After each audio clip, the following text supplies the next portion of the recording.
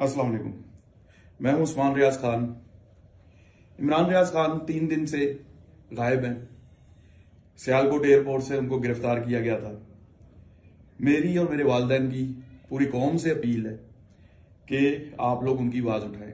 जिस तरह वो आप लोगों की आवाज उठाते रहे हैं, आज वक्त है कि आप उनके लिए आवाज उठाएं।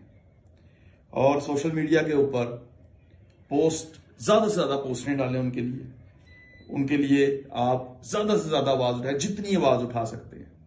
बहुत बहुत शुक्रिया। अस्सलाम वालेकुम। मैं हूं उस्मान रियाज खान। इमरान रियाज खान 3 दिन से गायब हैं। सियालकोट एयरपोर्ट से उनको गिरफ्तार किया गया था। मेरी और मेरे वालिदैन की पूरी कौम से अपील है कि आप लोग उनकी आवाज उठाएं। जिस तरह वो आप लोगों की आवाज उठाते रहे हैं, आज वक्त है कि आप उनके लिए आवाज उठाएं। और सोशल मीडिया के ऊपर ज्यादा से ज्यादा पोस्टें डालें उनके लिए आप ज्यादा से ज्यादा आवाज उठाएं, जितनी आवाज उठा सकते हैं। बहुत बहुत